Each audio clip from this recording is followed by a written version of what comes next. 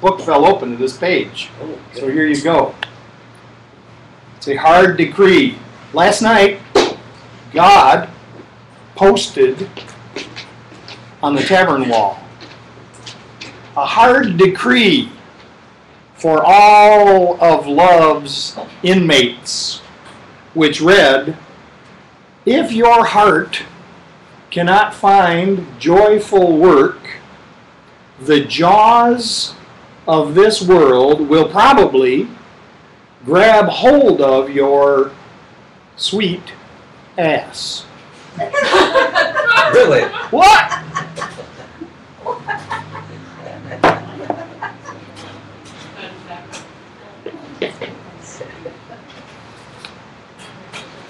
So, I guess that went along with the meditation. At least woke you up from the meditation anyway.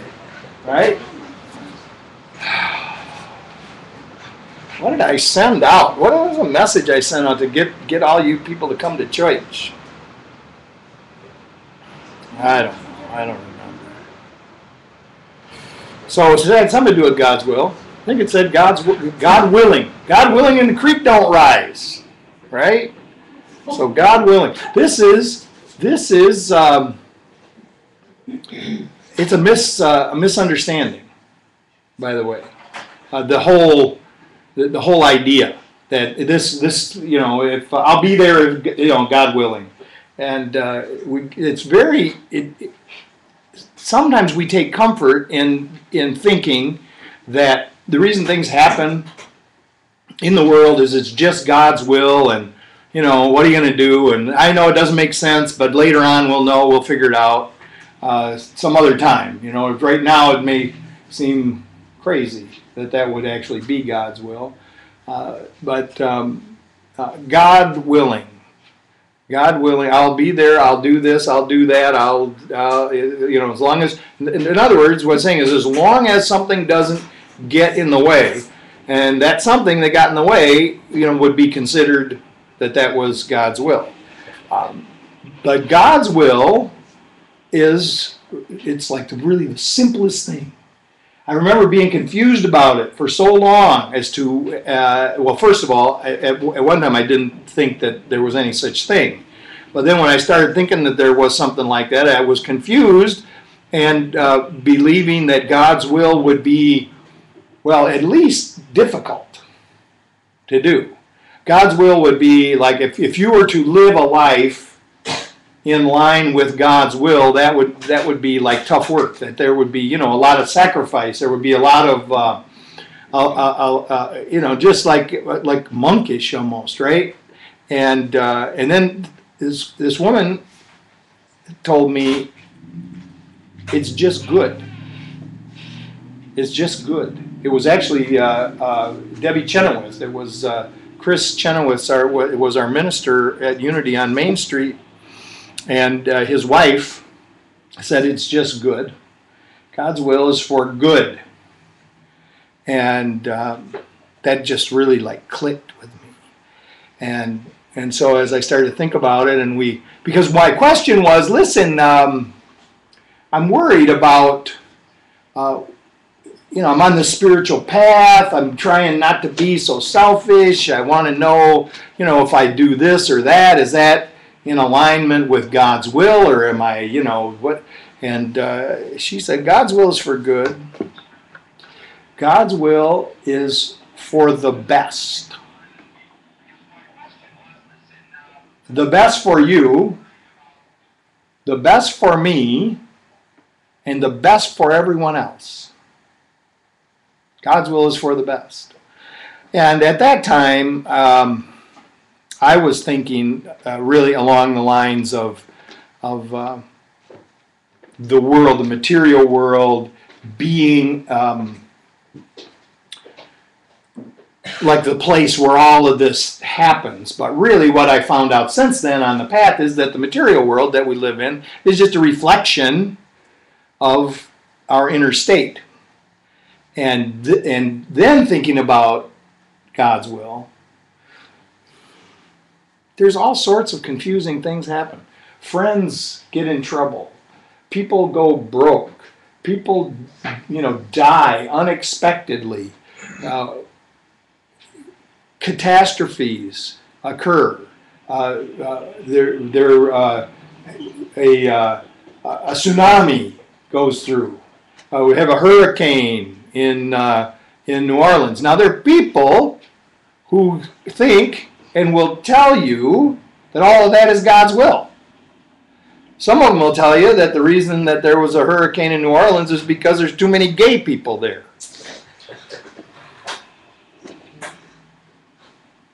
But they believe that. So, and it's a painful belief. But it links up to this overarching belief that God is somehow malevolent in the world. And that if he gets upset, then he visits some punishment.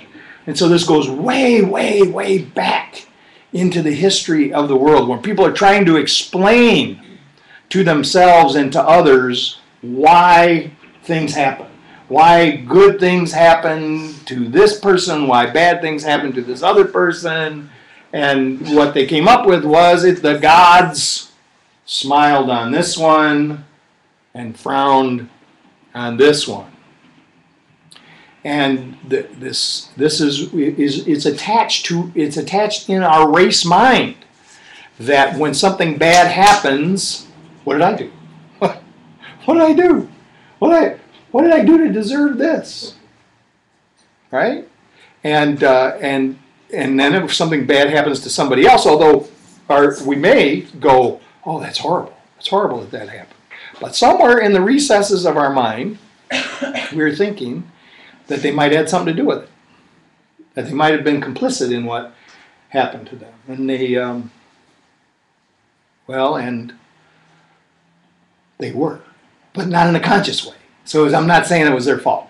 I want to get that right out here right now. It wasn't their fault. They didn't do something and got punished. They did something and cause and effect occurred.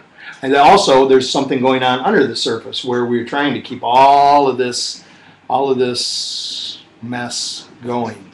So I was watching television, and it was Beckstrom. And it's a detective who is he's a mess, and he's all disheveled, and his theory was that everybody that got murdered did something. Everybody who got murdered did something. That was his philosophy for the week, and I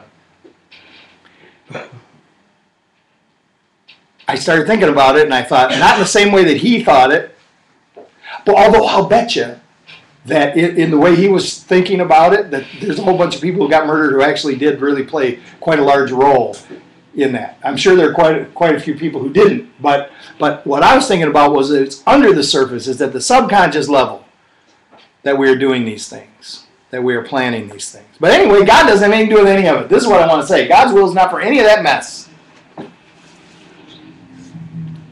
This is self-will. This is, what we're doing, what we have decided to do. So the world that we see is a reflection of our inner condition, and it's also a mechanism which we have actually constructed to kind of keep it going. So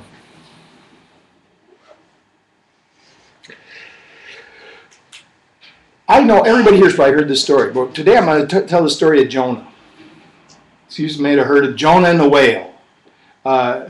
Jonah was a man of the law. Okay? He was a man of the law, and what that means is that he followed the law explicitly. However many there are, 500 and some laws in the Hebrew Bible, Jonah followed the law. He did everything according to the law. He was very strict, very much focused on following the law. He was praying one day, and all of a sudden, God starts to speak to him. A message came from the Lord to Jonah. And the message said, "Rise, go to Nineveh, the great city, and preach to it, for its wickedness has come up before me. Now it's very important to understand that Jonah is this, what people would say is a righteous man, but not he's righteous in that he's following the letter of the law all the way down, but also he's really apparent as we get into it that he's self-righteous, and that he believes that when people do bad things, that God's will is for punishment. Something bad needs to happen. So the message that's coming to him right now is, first of all, it's pointing out what he's already observed. Nineveh, by the way, a real city, huge city for the times, probably about 250,000 people. Large. Remember, they couldn't build very tall then, so it's pretty. It's a pretty good sized area, right? And God says, go to Nineveh and preach there. Now he thinks, Nineveh's got the reputation for being the worst of the worst. It's the worst place you could possibly go. Now here's this guy who every day he's getting up, he's praying, he's doing everything according to the law all the way along, right? And now he gets this message in his prayer to go to the worst place that he can think of. The worst place, a place where he would consider would be a contaminant, right? So he gets up and he runs away. He just runs away. He runs actually in the opposite direction.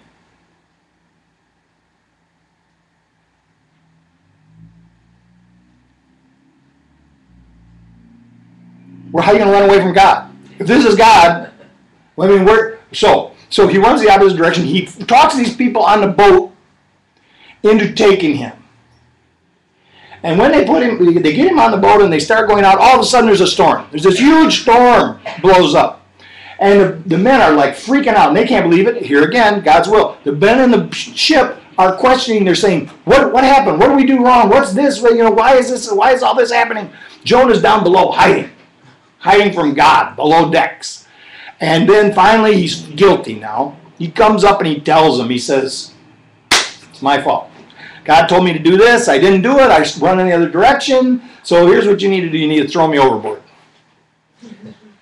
Just throw me overboard and you'll be okay. And they wouldn't. They're like, "No, sir, we're not going to throw you overboard." The storm gets worse. The storm gets worse, and it gets worse, and it gets worse. And finally, they are so freaked out they can't stand it anymore, they throw him overboard. Okay, there you go. As soon as they throw him overboard, storm stops. And then he is taken. Some translations actually say he was swallowed by a whale. This is totally incorrect translation. I mean, and everybody really knows that. The name of what he ends up on is the great fish. Now, there's some scholars that say that it's another ship. And actually, for our Fenton, at the beginning, in the 1920s, when he did this particular version, he says it's a ship. It's another ship. It's not. It's not a whale, right? But this is all symbolic. This is all very symbolic language. And a great fish, a fish, in the symbolism of the story, a fish represents an idea. And the great fish would represent a big idea. And so it says he stays in the belly of the great fish for a period of time. So he stays in the belly of this big idea for a long time. And finally he is discharged on the shore. And he makes the decision that he's going to go to Nineveh. By the way, all of these characters in the Bible represent characteristics in us. Every one of them in there, every character that you find, they have a name, it means a certain thing, and every one of them represents a characteristic that we will find in ourselves. Sometimes that characteristic is very large in us, sometimes it's very small in us. Sometimes we observe that that characteristic is very large in someone else, or very small in someone else. But it's just a representation of a characteristic that we have. Also, likewise, in the world that we observe, in the material world, the characters that we see also represent characteristics in us. Now, what I'm talking about when I say that is they're not there for your amusement, although sometimes they are amusing. The point I want to make is that the characters that you observe are characteristics in you because you are projecting your stuff onto them. So they are characteristics in you also. So then my question is, who is Donald Trump?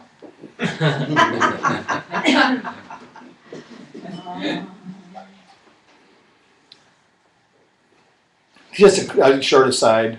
Somebody came to racquetball yesterday, or the day before yesterday, and had his T-shirt on that said, "You're fired." NBC fired him last week, by the way, if you didn't hear. From everything. Miss Universe pageant, Miss USA gone, the show gone. All sorts of people have abandoned him. We don't want to abandon him. I'm saying from the point of view of sending light. So who is Donald Trump, or who is whatever characteristic or whatever character you see in the world that's bothering you right now? Who is that? That is a part of us that has entered suffering. And so our prayer always needs to be to see them free.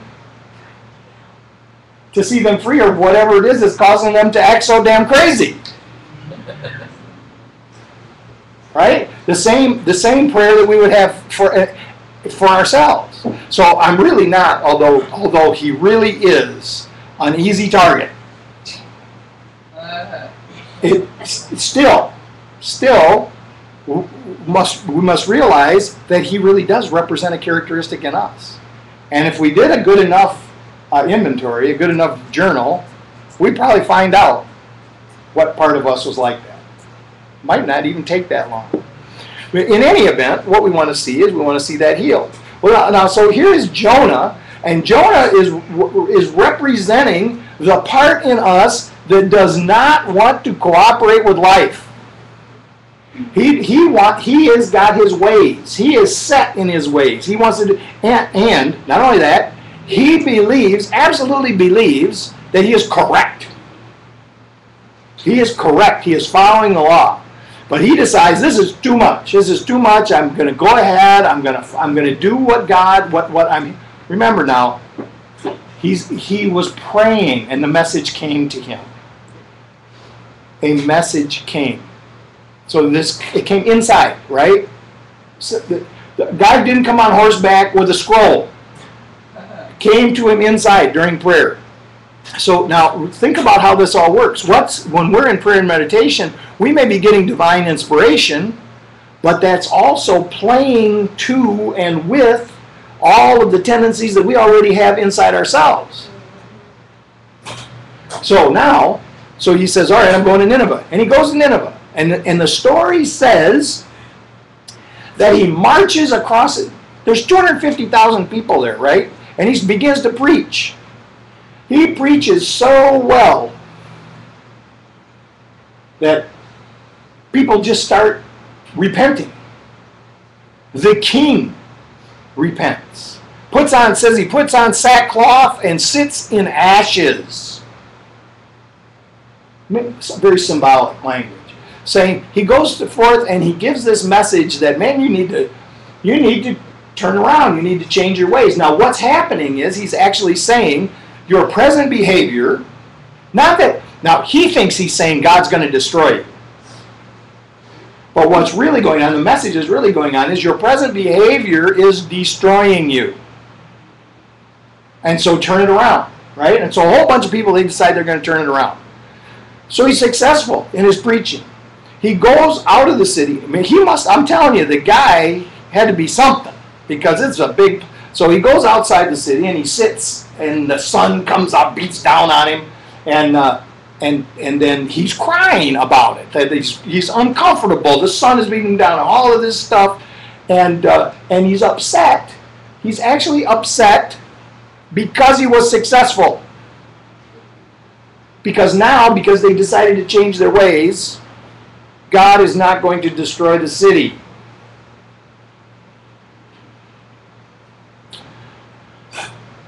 So then God says, well, I got to do something to help him out. So God causes this plant to grow. This is a gourd. It's a big plant. It grows very quickly, and it shields him from... Now, why in the world he just went and sat in the middle of the sun, who knows? But anyway, God grows the plant, and it covers him over, and it gives him some comfort. And then it wilts. And Jonah goes, woe is me. He says, woe is me. Let me die right now. I can't even have a gourd to cover me. I'm a good man. I've done all of this. I can't even have this plant to cover me. And God let all these bad people live. Just kill me right now. I don't understand what's going on. And God says to him, you are sorry for the gourd that you did not cultivate nor cause to grow. It was a product of the night. It perished in a night. And therefore, this is God speaking, should not I have pity for Nineveh, that great city, which has in it more than 10 times 12,000 of mankind who do not know their right hand from their left, besides a multitude of animals. Now, one translation says multitude of cattle. There's a difference between animals and cattle. Cattle is like stuff you eat, right? That's like big assets. So anyway. So here's very important. He says, do not know their right hand from their left. This means they don't know right from wrong. They didn't know right from wrong. You went in and told them, right? So you get upset over this little bitty thing that happened to you. You're all worked up over it. You want that gourd back. Why should I wipe out my creation? Right? Now, I'm going to suggest to you that this is a revelation.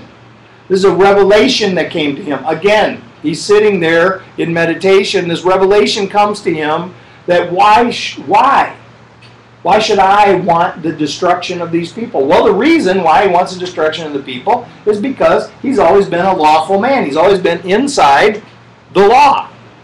And later on, Paul says, the letter of the law killeth, the Spirit gives life.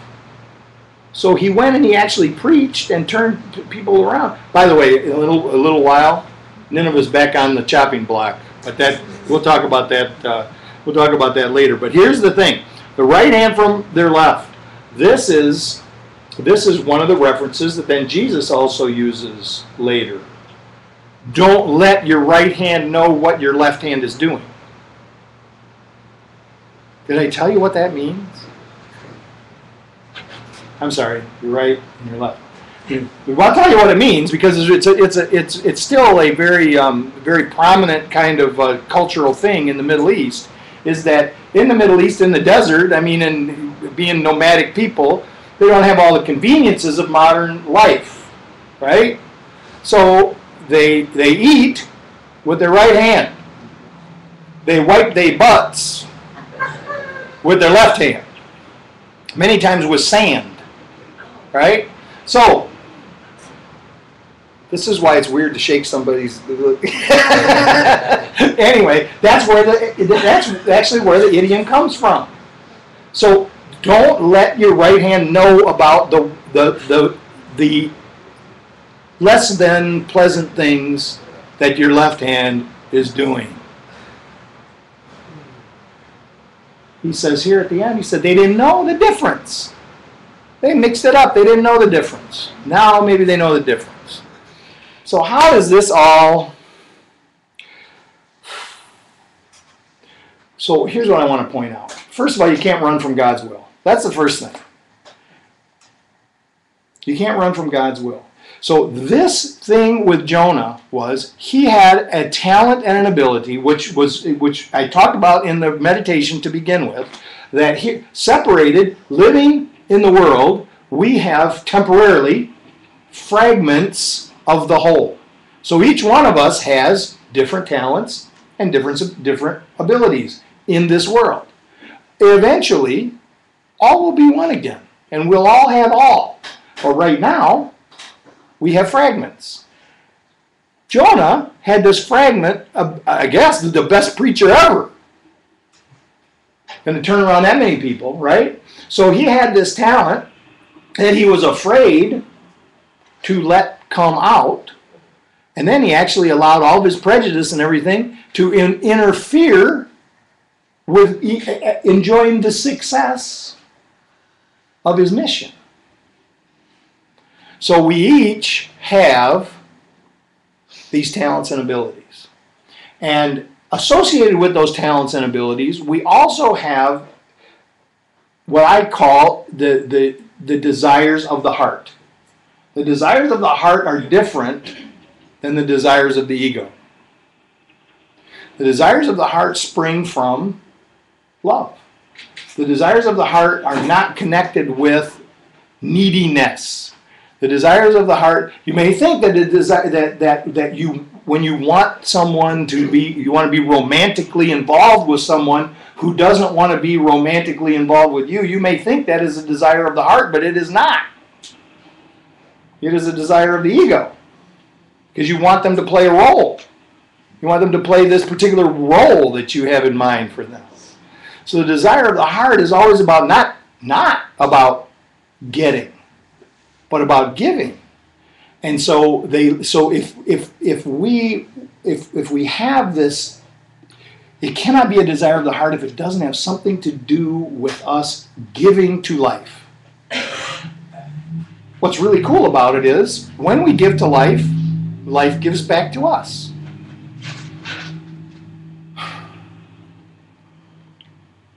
God's will is for us to get, as far as concerning the world that he really isn't even looking at, is for us to change our frame of reference and change our point of view to the point, change our perception to the extent that we can actually hear the Holy Spirit talking to us. So that we can, and this is a journey, and this is the journey that we're on. And so God's will in regards to what we do in the world is act like you're in heaven. This was Jesus' message. He's telling people, look, heaven is like right here. It's right here right now. People have misinterpreted it as being an apocalyptic message saying God's coming next week. He's saying God's here right now. Get your mind right. Start acting like you're in heaven right now. Be kind. Be generous. Help your brothers. Render unto Caesar what is Caesar's. Right. But the whole idea is this extension of love. So this is where we're going. As we practice, we get to this, we get more and more to the place where all of our actions become gifts to those around us. This aligns us with goodwill. So this morning, the third thing I told myself was, I align my will with goodwill. Because here's the thing. I've got my will. That's a power, by the way. This is a power. It's an ability. My will is my decision-making ability. And I get to decide between self-will, that's be the left hand, and goodwill, which would be the right hand. This ability to choose between them is the thing that's going to move me down the path to the place where I'll make an obscure reference. There is a bridge. The Holy Spirit becomes not just a teacher, but a bridge leading back to the kingdom of heaven. And once I can set foot on that bridge, it says, in the Course in Miracles, it says that God will take the final step and gather you back to him.